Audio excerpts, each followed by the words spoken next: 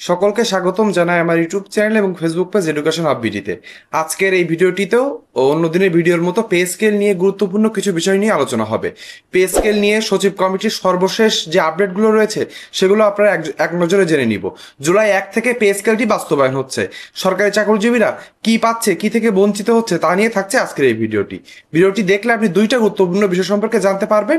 সে দুইটা গুরুত্বপূর্ণ বিষয় থাকছে আপনার মোবাইল বা কম্পিউটার স্ক্রিনে। প্রথমে আপনারা জানবেন যে আর মাত্র 3 দিন পর নতুন পে স্কেল কার্যকর হচ্ছে। সচিব কমিটির সভায় চূড়ান্ত গুরুত্ব পাওয়া বিষয়গুলো এক নজরে, অর্থাৎ সচিব কমিটির মিটিংয়ে চূড়ান্ত যে বিষয়গুলো হয়েছে সেগুলো এক নজরে আমরা জেনে নিব।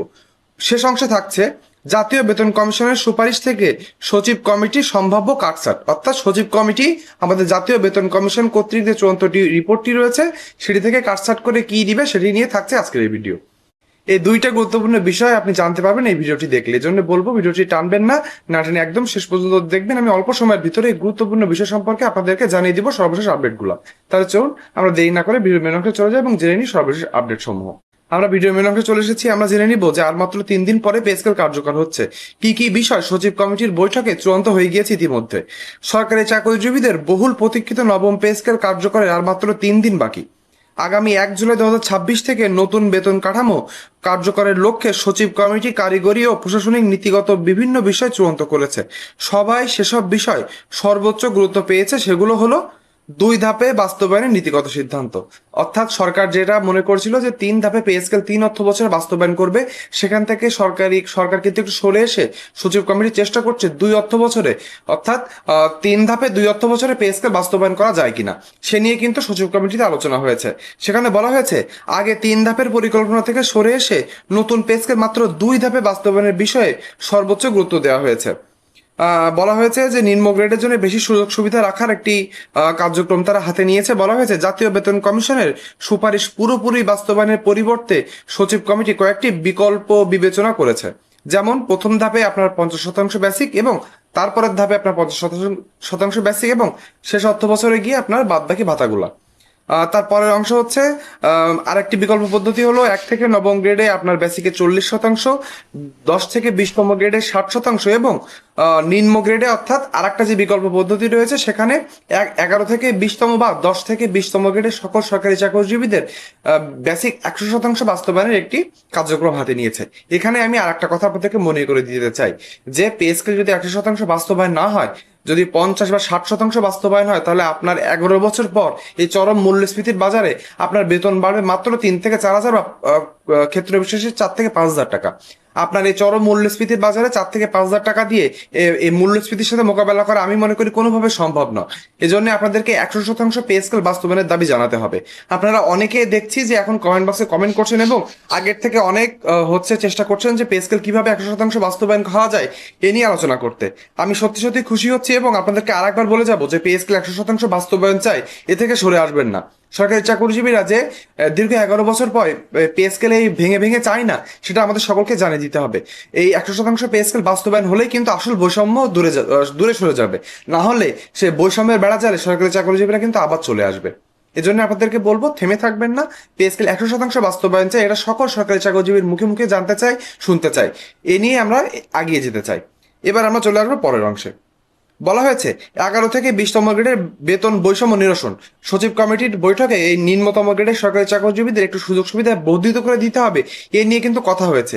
এজন্য আপনাদেরকে বলতে চাই যে অবশ্যই কথা জানাবেন এবং নিচের দিকের গ্রেডে কর্মকর্তা কর্মচারীরা যে সত্যি অনেক অবহেলিত এবং বৈষম্যের শিকার সেটা তো আমরা সকলে জানি।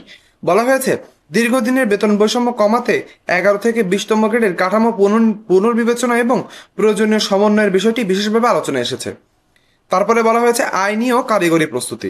নবম পে স্কেল বাস্তবায়নের জন্য প্রয়োজনীয় বিধিমালা সংশোধন, আইনি ভেটিং এবং ডিজিটাল পেরোল সিস্টেম প্রস্তুতের রূপরেখা উপস্থাপন করা হয়েছে। 1 জুলাই থেকে কার্যকর, তবে অর্থ পেতে সময় লাগতে পারে। এটা হচ্ছে গুরুত্বপূর্ণ বিষয়। ভিডিওর এই অংশে এসে আপনি এখানে একটি ছবি দেখতে পাচ্ছেন যেখানে বলা হয়েছে আমার ইউটিউব চ্যানেল থেকে যারা ভিডিও দেখে থাকে তার প্রায় 80% মানুষ আমার ইউটিউব চ্যানেলটিকে সাবস্ক্রাইব করেন না। আপনাদের কাছে করজোড়ে অনুরোধ থাকবে আপনার যদি নিজেদের ছোট ভাই, আপনার নিজের কলিগ এবং সহযোদ্ধা মনে করে আমার ইউটিউব চ্যানেলটি অবশ্যই সাবস্ক্রাইব করে দিবেন।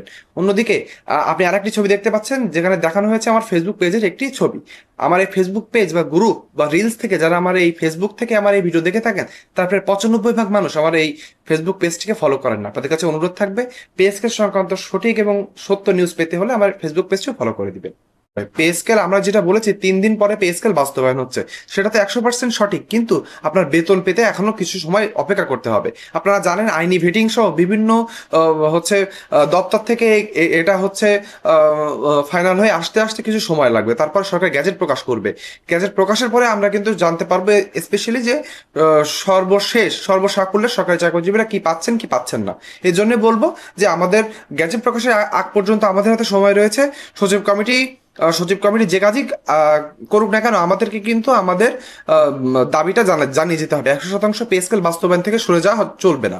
এবার আমরা চলে আসবো যে হচ্ছে বলা হয়েছে যে 2 থেকে 3 মাস লাগতে পারে, এবং সর্বশেষ আমরা যেটা জানতে পেরেছিলাম সেটি বলা হয়েছিল যে অক্টোবর মাসে আপনি বেতন পেতে পারেন নবম পে স্কেলের। তাহলে 2 থেকে 3 মাস চলে যাচ্ছে আপনার বেতন পেতে। কিন্তু সুখবরটা এটি হলো যে আপনারা অলরেডি জেনে গিয়েছেন আগের পে স্কেলগুলোতে এমন হয়েছে, যখনই pay scale October, November, December মাসে বাস্তবায়ন হোক না কেন, জুলাই থেকে সেটি কার্যকর হয়েছে, অর্থাৎ আপনি আপনার বকেয়া বা এরিয়ার আকারে আপনি বেতনটা পেয়ে গিয়েছেন। আপনি নবম পে স্কেলের ক্ষেত্রেও এটি প্রযোজ্য হবে। এবার আমরা জেনে নিব সচিব কমিটিতে পে কমিশনের সুপারিশ নীতিগত চূড়ান্ত, তবে 2টি খাতে সিদ্ধান্ত বাকি। অর্থাৎ সচিব কমিটির সকল বৈঠক কিন্তু এখনো শেষ হয়নি, এখনো কিছু বিষয় চূড়ান্ত হতে বাকি রয়েছে। সেগুলো কি কি আমরা এক নজরে জেনে নিব। বলা হয়েছে জনপ্রশাসন সংক্রান্ত পে কমিশনের সুপারিশ নীতিগতভাবে চূড়ান্ত করা হয়েছে। তার মানে আমরা যে সাধারণ সরকারি চাকরিজীবীরা যারা রয়েছেন, যারা জনপ্রশাসন বিভাগের আন্ডারে বেতন পেয়ে থাকেন, তারা কিন্তু তাদের যে পে স্কেলটি রয়েছে সেটি কিন্তু চূড়ান্ত হয়ে গিয়েছে। অর্থাৎ আমরা যারা জেনারেল সরকারি চাকরিজীবীরা রয়েছে তাদের কার্যক্রম শেষ হয়ে গিয়েছে। বাকি রয়েছে কি, বলা হয়েছে বিচার বিভাগের জন্য প্রস্তাবিত সুপারিশ এখনো চূড়ান্ত হয়নি। সশস্ত্র বাহিনীর জন্য প্রস্তাবিত সুপারিশও এখনো অনুমোদন হয়নি। তার মানে এখন আমরা জানি যে জাতীয় বেতন কমিশন যখন গঠন করা হয়েছিল তখন কিন্তু 3টি কমিশন গঠন করা হয়েছিল। সাধারণ সরকারি চাকরিজীবীদের জন্য একটা, সশস্ত্র বাহিনীর জন্য একটা, এবং বিচার বিভাগের জন্য আর একটা, মোট 3টা। এই কমিশনের ভিতরে একটা কমিশনের সকল কিছু চূড়ান্ত করে ফেলেছে সচিব কমিটি, আর 2টা কমিশনের কিন্তু বাকি রয়েছে এখনো। সেই 2টা কমিশনের কার্যক্রম শেষ হলেই চূড়ান্তভাবে সচিব কমিটির কার্যক্রম শেষ হবে, এবং আমরা একটি রূপরেখা জানতে পারবো যেখানে আমরা স্পষ্ট হব যে সরকারি চাকরিজীবীদের জন্য কি কি সুযোগ সুবিধা থাকতে চলেছে। এবার আমরা চলে আসবো যে আর কি কি রয়েছে আমরা জানতে পারি। সেটা হচ্ছে যে শেষ অংশে আমরা জানবো জাতীয় বেতন কমিশনের সুপারিশ থেকে সচিব কমিটির সম্ভাব্য কাটছাট, অর্থাৎ সচিব কমিটি কি বাদ দিচ্ছে জাতীয় বেতন কমিশন কর্তৃক যে চূড়ান্ত রিপোর্টটি ছিল, যেটি অন্তর্বর্তীকালীন সরকার গঠন করে দিয়ে গিয়েছিল, তাদের রিপোর্ট থেকে আমাদের কি কি কাটছাট করার কথা বলা হয়েছে। সরকার নবম জাতীয় বেতন কমিশন নীতিগত সিদ্ধান্তে অটল থাকলেও রাষ্ট্রের আর্থিক সক্ষমতা বিবেচনায় জাতীয় বেতন কমিশনের কিছু সুপারিশ পরিবর্তন বা সীমিত বাস্তবায়নের চিন্তা করছে সচিব কমিটি। তার মানে আমাদের যে হুবহু বাস্তবায়নের দিকে না গিয়ে তারা কিন্তু চেষ্টা করছে যে একটু কাটছাট করে পে স্কেলটি বাস্তবায়ন করার। বলা হয়েছে সব থেকে গুরুত্বপূর্ণ যে বিষয়টি, অর্থাৎ যেখান থেকে সরকারি চাকরিজীবীরা সব থেকে বেশি হচ্ছে প্রভাবিত হবেন এবং তাদের সুযোগ সুবিধা কমে যাবে, সেটি হলো বাড়ি ভাড়া ভাতার হার কমানোর প্রস্তাব। এটা শুনে আপনাদের সরকারি চাকরিজীবীদের অনেক কষ্ট হবে, কিন্তু আমি বলতে চাই যে কোনোভাবে আপনারা থেমে থাকবেন না, আমাদের কথা চালিয়ে যেতে হবে, এবং বাড়ি ভাড়া যেন কোনোভাবে কমানো না হয় সেদিকে আমাদেরকে নজর রাখতে হবে, এবং এই দাবিটাও তুলতে হবে যে যৌক্তিক হারে যদি আমাদের বেসিক বাড়ানো না হয়, আবার বেতনের বাড়ি ভাড়ার শতাংশ যদি কমিয়ে আনা হয়, তাহলে তো সরকারি চাকরিজীবীদের বৈষম্য থেকেই গেল। এজন্য আমরা অবশ্যই বলবো বেতন 100% বাস্তবায়ন করতে হবে এবং বাড়ি ভাড়া যৌক্তিক পর্যায়ে বাড়াতে হবে। অর্থাৎ একজন সরকারি চাকরিজীবী তার পরিবারের সদস্যদের নিয়ে ডিসেন্ট একটা বাসা ভাড়া করে যেন থাকতে পারে, ততটুকু অর্থ যেন সরকারি চাকরিজীবীদের হাতে তুলে দেওয়া হয়। এবার আমরা চলে আসব, বলা হয়েছে বর্তমানে বাড়ি ভাড়া ভাতা মূল বেতনের 45 থেকে 70% পর্যন্ত রয়েছে। নতুন পে স্কেলে মূল বেতন উল্লেখযোগ্যভাবে বৃদ্ধি পেলে একই হারে বাড়ি ভাড়া দিলে সরকারের অনেক ব্যয় বেড়ে যাবে। তাই বাড়ি ভাড়া ভাতার শতাংশ কমিয়ে যৌক্তিক পর্যায়ে আনা গুরুত্ব পেয়েছে। তার মানে এখানে কিন্তু স্পষ্ট হয়ে গিয়েছে যে সচিব কমিটি এখানে কাটছাট করবেই, অর্থাৎ 45% থেকে 70% হচ্ছে আপনার যে বাড়ি ভাড়া পেয়ে থাকেন সরকারি চাকরিজীবীরা, সেখান থেকে কিন্তু কমে আসতে চলেছে। নিচের দিকে হয়তো কমবে না, হয়তো সর্বনিম্ন 45 বা 85 থাকবে, কিন্তু আর যারা হচ্ছে ইউনিয়ন পর্যায়ে রয়েছেন বা একটু মফস্বলের দিকে রয়েছেন তাদের কিন্তু আরো কমে আসতে পারে 45% থেকে। এজন্য আমাদের বেসিক যেন যৌক্তিক পর্যায়ে বাড়ে, তাহলে দেখা দেখা যাবে আপনার বেসিক যদি বেশি হয়, তাহলে আপনার যদি বাড়ি ভাড়া শতাংশ একটু কমও হয়, তখনও কিন্তু দেখা যাবে সরকারি চাকরিজীবীরা সুযোগ সুবিধাটা পাবেন। কিন্তু আপনার বেতন কাটছাট করে 15,000 টাকা, সর্বনিম্ন 15,000 টাকায় নামানো হলো, অন্যদিকে আপনার আপনার হচ্ছে বাড়ি ভাড়া আবার কমিয়ে 30 বা 35% নিয়ে যাওয়া হলো, তাহলে কিন্তু কোনোভাবে এটি এটি একটি বৈষম্যহীন পে স্কেল হবে না, আবার কিন্তু এটি শুভঙ্করে ফাঁকি হয়ে যাবে। এজন্য আমাদের দাবি জানিয়ে যেতে হবে। বলা হয়েছে চিকিৎসার ভাতা পুনর্নির্ধারণ। বর্তমানে চিকিৎসা ভাতার হার পরিবর্তন করে নির্দিষ্ট সীমা নির্ধারণ বা নতুন হার নির্ধারণের বিষয়ে আলোচনা হয়েছে, অর্থাৎ কমিশনের সুপারিশ অনুযায়ী সম্পূর্ণ বৃদ্ধি নাও পেতে পারে। আপনারা জানেন যে কমিশন কিন্তু বয়স ভেদে বিভিন্ন সুপারিশ করেছিল, 6,000 টাকা সর্বনিম্ন থেকে 10,000 টাকা। এতটুকু চিকিৎসা ভাতা থাকবে কিনা সেটি কিন্তু এখনো নিশ্চিত নয়। শোনা যাচ্ছে চিকিৎসা ভাতা যৌক্তিক পর্যায়ে একটা নির্ধারণ করে দিতে পারে এবং বয়স ভিত্তিক নির্ধারণ হতে পারে, কিন্তু সেটি 10,000 সর্বোচ্চ যাবে কিনা এটি নিয়ে কিন্তু এখনো সন্দেহ থেকেই গিয়েছে। আবার বলা হয়েছে যে শিক্ষা ভাতা সীমিত করা। শিক্ষা ভাতা এখানে সীমিত করার কিছু নেই। আপনারা এখন প্রত্যেক সন্তান প্রতি মাত্র 500 টাকা হারে শিক্ষা ভাতা পেয়ে থাকেন। এখানে সরকার কোনোভাবে হাত দেওয়ার সুযোগ নেই, এখানে কোনো কাটছাট করার সুযোগ নেই। সর্বনিম্ন 2 থেকে 3,000 টাকা না দিলে একটা সন্তানকে এখন কোনোভাবে শিক্ষা প্রদান করা সম্ভব নয়। এজন্য সরকারের কাছে অনুরোধ থাকবে, শিক্ষা ভাতায় কোনোভাবে হাত না দিয়ে শিক্ষা ভাতা যৌক্তিক পর্যায়ে বাড়ানোর একটি পদক্ষেপ যেন তারা নেয়। এবার আসবে যাতায়াত ভাতা পুনর্মূল্যায়ন। যাতায়াত ভাতার ক্ষেত্রে নতুন হার নির্ধারণ ও সীমিত করার প্রস্তাব রয়েছে। যাতায়াত ভাতা সীমিত হতে পারে না, কিন্তু আর কিছু বিষয় উঠে এসেছে, সেটি হলো অপ্রয়োজনীয় ছোট ভাতা বিলুপ্ত করা। অর্থাৎ এমন কিছু ভাতা রয়েছে যেগুলো সরকার মনে করছে এটি না দিলেও সরকারের যে বেসিকটুকু রয়েছে সেই বেসিকটুকু বাড়ালে তার ভিতরে এগুলো ইনক্লুড করে দেওয়া যাবে, তাহলে তার ভিতরে যাতায়াত ভাতা চলেও আসতে পারে। কিন্তু আমরা মনে করি যাতায়াত ভাতা কোনোভাবে আলাদা করে বা এটি বিলুপ্ত করার পক্ষে আমরা নই।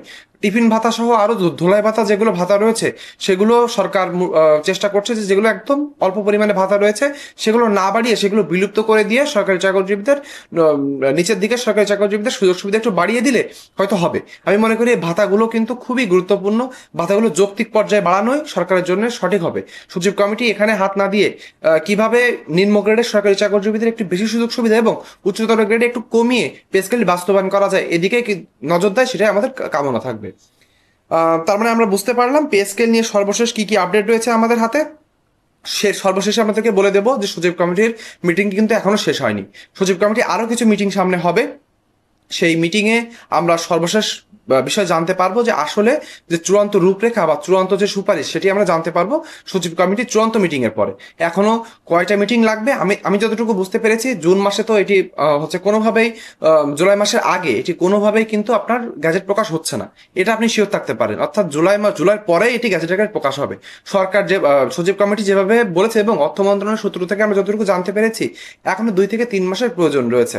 এজন্য আমরা বলবো যে এই 2-3 মাস আমরা চুপ করে বসে না থেকে আমরা আমাদের জায়গা থেকে আমাদের সামাজিক যোগাযোগ মাধ্যম ব্যবহার করে এবং বিভিন্ন কমেন্ট বক্সে আমরা কমেন্ট করে জানিয়ে দিতে পারি যে 100% পে স্কেল বাস্তবায়ন এবং সুযোগ সুবিধা যৌক্তিক পর্যায়ে না বাড়ানো পর্যন্ত সরকারি চাকরিজীবীরা কিন্তু পে স্কেল কোনোভাবে মেনে নিবে না।